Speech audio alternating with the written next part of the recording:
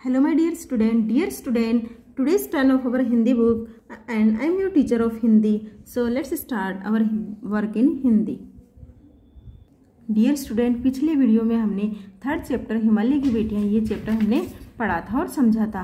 हिमालय की बेटियां किसे कहा जाता है? हिमालय की बेटियां जो यमुना, गंगा, सतलज और सिंधु तो बड़ी महानदी है, तो गंगा, यमुना और सतलज को हिमालय की बेटियां कहा जाता है। तो इनका उद्गम कहाँ से होता है, हिमालय इनका पिता क्यों है, इसके बारे में मैंने आपको पिछले वीडियो में अच्छे से डिस्क्राइब कर दिया था। आज इस चैप्टर के करेंगे हम क्वेश्चन आंसर।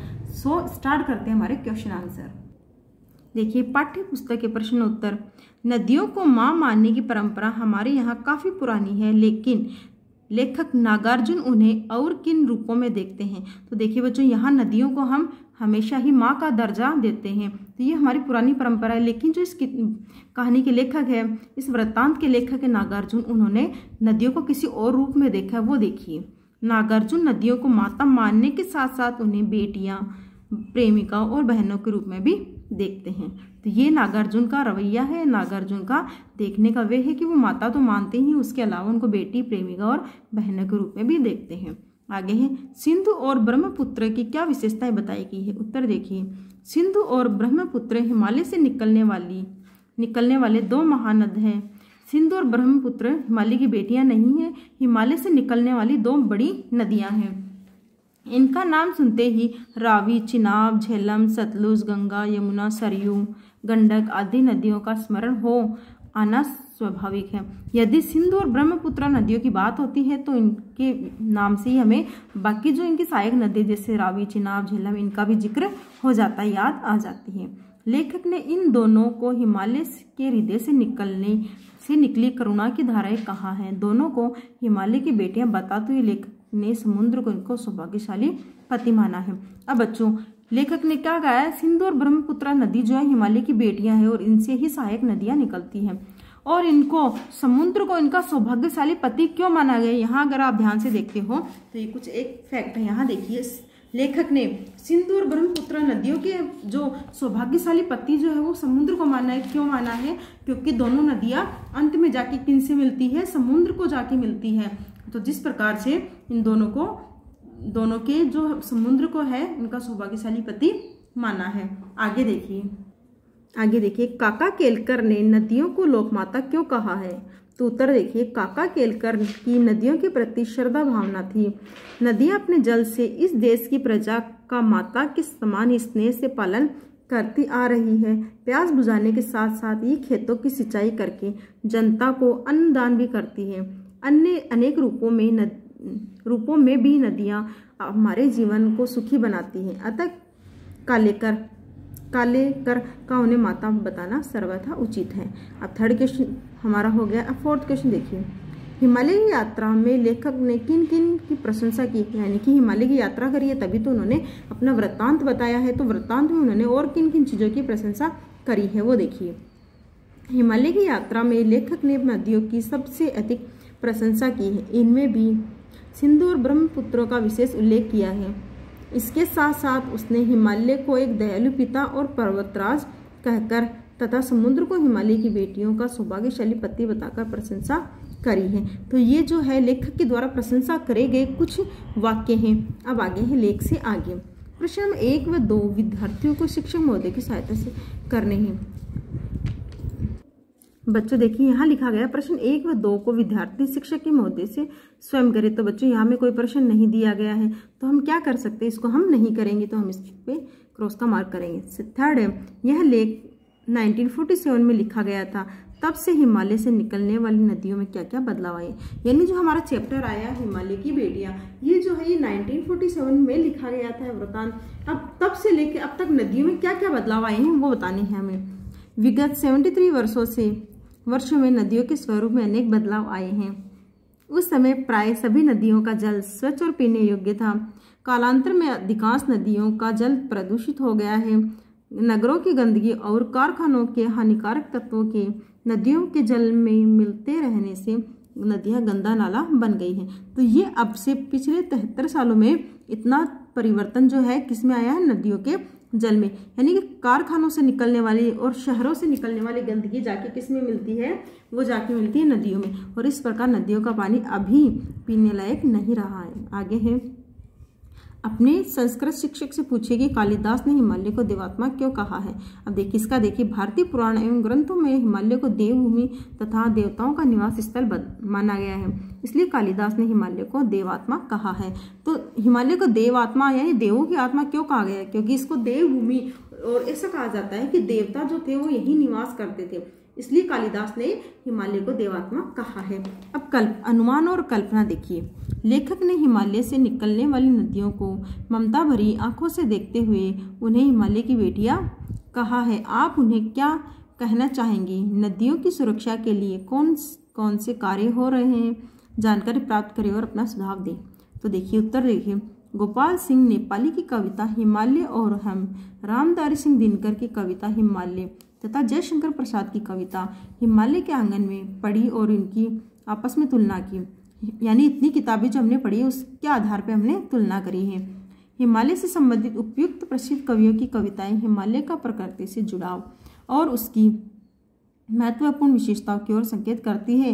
हिमालय का मानवीकरण करके उसकी उपयोगिता को समझाया गया है, यानी कि गोपाल सिंह नेपाली की कविता जैसे हिमालय और हम, रामधारी सिंह दिनकर की कविता हिमालय, जयशंकर प्रसाद की कविता हिमालय के आंगन, ये सब पढ़ी और इनमें कुछ ऐसे शब्द आए थे, ऐसे वाक्य आए थे जिनसे हमें क्या प्रतीत होता है, जिनसे हमें पता चलता है कि हिमालय को एक मानवता के साथ में तुलना करी गई, यानी इनको मानव ही माना गया है। मानव का जिस प्रकार से उपयोग होता है ठीक उसी प्रकार से हिमालय का मानव के समान उपयोग बताया गया है। मेरी दृष्टि में लेखक ने बिल्कुल सही कहा है। जिस प्रकार पिता पुत्री को जन्म देता है और वे पिता की गोद में खेलती है, ठीक उसी तरह नदियों का उद्भव भी हिमालय से हुआ है। ऐसी दशा में वे हिमालय की बेटियां ही तो हुई, हम भी उन्हें हिमालय की बेटियां ही कहना चाहेंगे। अब हमारा जो पाठ था इसमें हमने क्या पढ़ा था कि हिमालय से ही बहुत सारी नदियों का उद्गम होता है, जैसे सिंधु, ब्रह्मपुत्र, रावी, चिनाब, झेलम। ये नदियों का उद्गम कहाँ से होता है? हिमालय से। तो हिमालय को पिता माना गया है और इन नदियों को इनकी बेटी माना गया है। जैसे कि पिता से ही बेटी का उद्भव होता है, बेटी का जन्म पिता से होता है, ठीक वैसे ही हम भी इन नदियों की पिता जो हिमालय को ही मानना चाहेंगे और इनकी बेटियों कहना चाहेंगे। वर्तमान समय में नदियों की सुरक्षा एवं उन्हें पर्यावरण प्रदूषण से बचाने के लिए सरकारों द्वारा अनेक कदम उठाए गए हैं, जिनमें नमामि गंगे नामक एक परियोजना भी सम्मिलित है। आम जनता भी अब नदियों की सुरक्षा एवं संरक्षण हेतु जागरूक हो गई है। मेरे विचार में नदियों की सुरक्षा एवं संरक्षण हर हाल में होनी चाहिए। ये क्या थे? अनुमान और कल्पना के। अब देखिए, नदियों से होने वाले लाभों के विषय में चर्चा कीजिए और इस विषय में 20 पंक्तियों का एक निबंध लिखिए। देखिए, नदियों से हमें क्या क्या लाभ होते हैं वो लिखने हैं। नदियों से लाभ। नदियाँ प्रकृति का भिन्न अंग है। रेगिस्तानों को छोड़कर विश्व का शायद ही ऐसा कोई भाग होगा जिसमें कोई नदी ना हो। नदियाँ प्राय पर्वतों से या विशालकाय झील आदि जलाशय से निकलती है। अनेक प्रदेशों में बहती हुई ये अंत में किसी अन्य नदी या समुद्र में जा मिलती है। नदियों से मनुष्य को अनेक लाभ है। अब ये तो बताया नदियों से, हमें नदियों के बारे में चर्चा करनी थी। तो नदियों से नदियाँ क्या होती है और ये कहाँ से निकलती है और कहाँ जाके मिलती है, ये हमने बताया। अब नदियों से हमें क्या क्या लाभ है वो देखिए। नदियाँ प्रकृति का अभिन्न अंग है। रेगिस्तानों को छोड़कर नदियों से मनुष्यों को अनेक लाभ है। जैसे नदियों में ये तीव्र प्रवाह के कारण जल विद्युत बनाने, चक्कियाँ चलाने में सहायता करती है। पर्वतों से नीचे तराई प्रदेश में जंगलों को घना और हरा भरा बनाती है।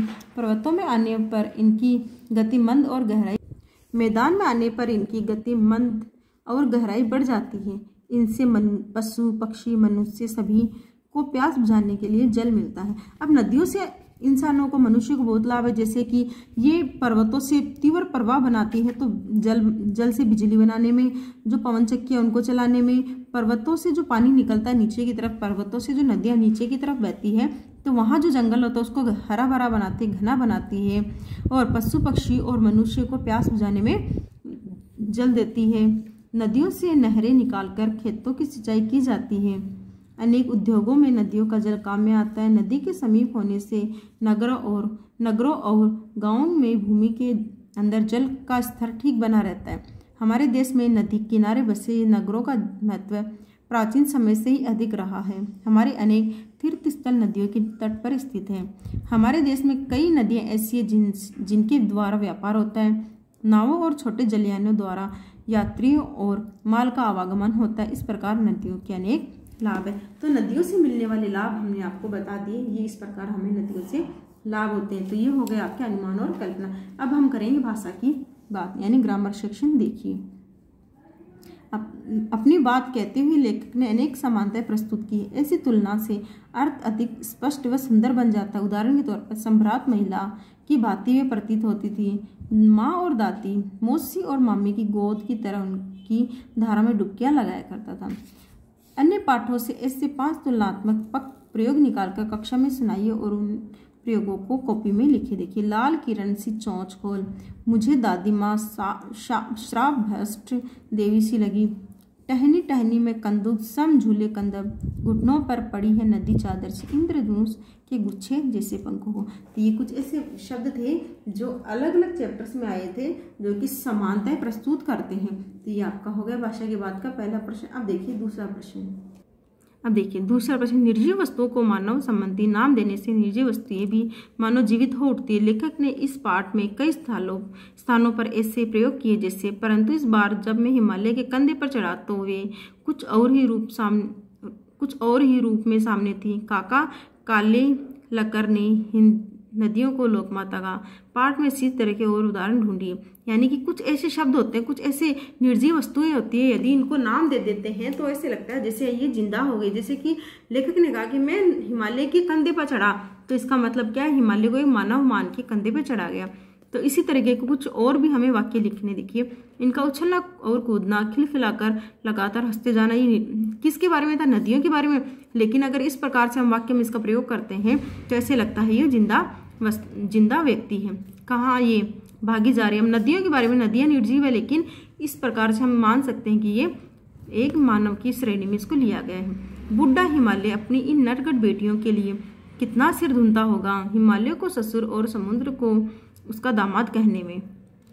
तो ये क्या थे, ये कुछ ऐसे वाक्य थे जो है तो क्या एक्चुअल में निर्जीव, लेकिन इनको प्रयोग करने से ये क्या है, सजीव में प्रतीत होते हैं। तो ये आपका सेकंड क्वेश्चन। थर्ड क्वेश्चन देखिए, पिछली कक्षा में आप विशेषण और उसके भेदों से परिचय प्राप्त कर चुके। नीचे दिए गए विशेषण और विशेष्य को मिलान कीजिए। यानी कि पिछली जो क्लास थी इसमें हमने विशेष्य और विशेषण, यानी लास्ट ईयर हमने विशेष्य और विशेषण पढ़ लिए थे। आज इनको विशेष्य और विशेषण से हमें मिलाना है। जैसे सम्राट विशेषण है, विशेष्य क्या, वर्षा, चंचल, जंगल, समतल, महिला, घना, नदियाँ, मूसलाधार, आंगन। तो इनको मिलाना है। तो सम्राट क्या होती है, सम्राट महिला होती है, तो हमने इसको सम्राट महिला से मिलाया।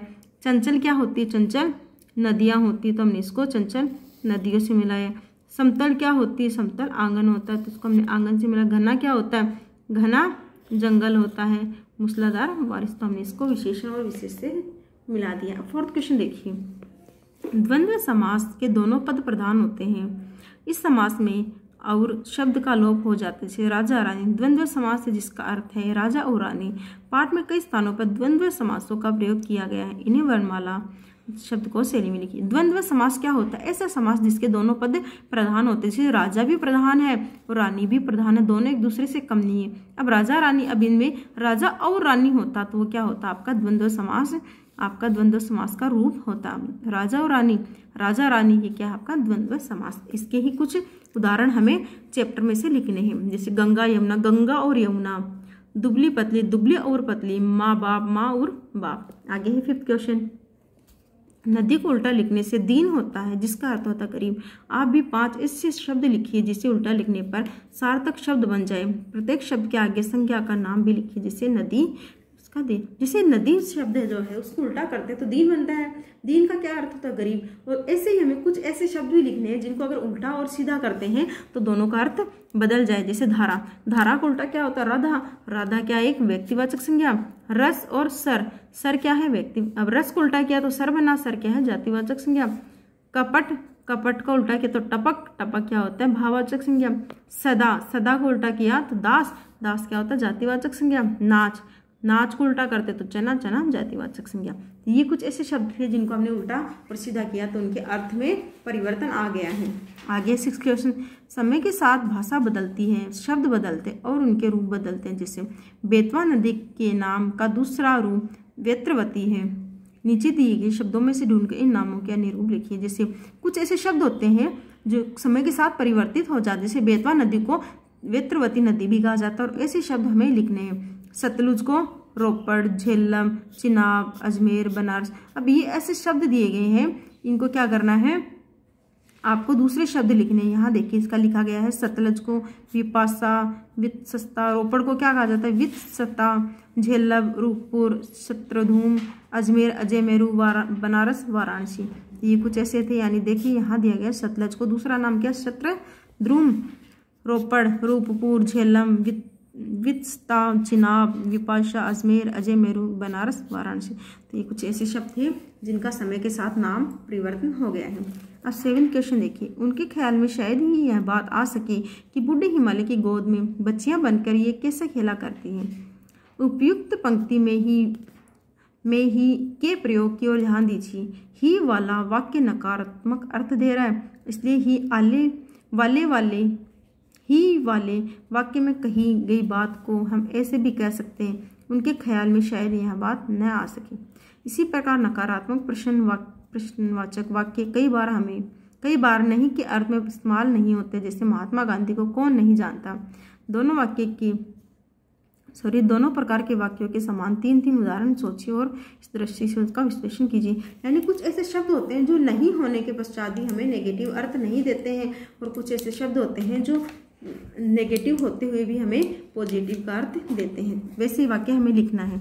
वह शायद ही मेरी मजबूरी को समझ सके। अब देखिए इसका रूप देखिए, वह शायद ही मेरी मजबूरी को न समझ सके। देखिए ये क्या है, ये हमें देखने से लगता है ये पॉजिटिव सेंटेंस है, लेकिन अगर इसको ध्यान से देखते हैं, वह शायद ही मेरी मजबूरी को समझ सके। शायद ही समझ सके, इसका मतलब वो नहीं समझेगा, इसलिए वह शायद मेरी मजबूरी को न समझ सके। उसका घर लौटकर आना शायद ही संभव, यानी शायद ही संभव है, ना है उसका मतलब वो नहीं आ सकता। अब सेंटेंस को अगर देखते तो लगता है कि पॉजिटिव है, लेकिन इसके अर्थ को अगर गहराई से समझते हैं तो उसका नेगेटिव फॉर्म हमें मिलता है। तो देखिए दूसरा रूप देखिए, उसका घर लौटकर आना शायद संभव नहीं है। वह शायद ही अपना अपराध स्वीकार करेगा, वह शायद ही अपना अपराध स्वीकार नहीं करेगा। दूसरे प्रकार के वाक्य, कैसे नहीं पता कि वह कुशल गायक। अब यहाँ देखिए नेगेटिव वाक्य है, लेकिन ध्यान से देखते हैं तो उसको नेगेटिव लगता है, लेकिन अगर इसको हम स्टडी करते हैं, समझते हैं, तो ये पॉजिटिव वाक्य देखिए कैसे। किसे नहीं पता कि मैं एक कुशल गायक, किसे नहीं पता यानी सबको पता है, सभी को पता है कि मैं कुशल गायक, तो यहाँ पॉजिटिव बन गया। यहाँ नेगेटिव हमको दिखाई नहीं दे रहा था, लेकिन फिर भी क्या था, नेगेटिव था। यहाँ नेगेटिव दिखाई दे रहा है, लेकिन फिर भी हमारा सेंटेंस क्या है, पॉजिटिव। देखिए कौन नहीं मानता कि ईश्वर सर्वव्यापक है, यानी कौन नहीं मानता, यानी सब मानते कि ईश्वर सब जगह है, सभी मानते कि ईश्वर सर्वव्यापक है। आगे भारतीयों की प्रतिभा का लोहा कौन नहीं मानता, यानी कौन नहीं मानता, सब मानते हैं। भारतीयों की प्रतिभा का लोहा सभी मानते हैं। तो ये आपका वर्क आपका हो चुका है। आज आपका इतना वर्क। अब देखिए आपको वर्क क्या करना है वो देखिए। तो आज आपका वर्क पाठ्य पुस्तक के प्रश्न नंबर 1, 2, प्रश्न नंबर 3, प्रश्न नंबर 4, ये रहा आज आपका वर्क। फिर आपको करना है प्रश्न नंबर 3 लेख से आगे आपको करना प्रश्न नंबर 2, नदियों से होने वाले फायदे लिखने हैं। फिर भाषा की बात में देखिए, भाषा की बात में प्रश्न नंबर 3, प्रश्न नंबर 4, प्रश्न नंबर 6, ये आपके क्या है, आज आपका होमवर्क नोटबुक में आपको करने लायक वर्क है। यह आपका वर्क आज आपको नोटबुक में अच्छे से राइट डाउन फेयर वर्क में करना है। यहाँ हमारा 3rd चैप्टर हिमालय की बेटियाँ कंप्लीट हो चुका है। आई होप आपको कहीं कोई कन्फ्यूज़न ना हो। अगर फिर भी आपको कन्फ्यूज़न है तो आप कमेंट करके हमसे पूछ सकते हो। आपको इस वीडियो को ज़्यादा से ज़्यादा शेयर और लाइक करना। इससे पहले क्या करना, आपको इस चैनल को सब्सक्राइब करना, ताकि आपको ज़्यादा वीडियो की नोटिफिकेशन आपको मिल जाए। Thank you so much for watching this wonderful video. Have a nice day. Thank you so much.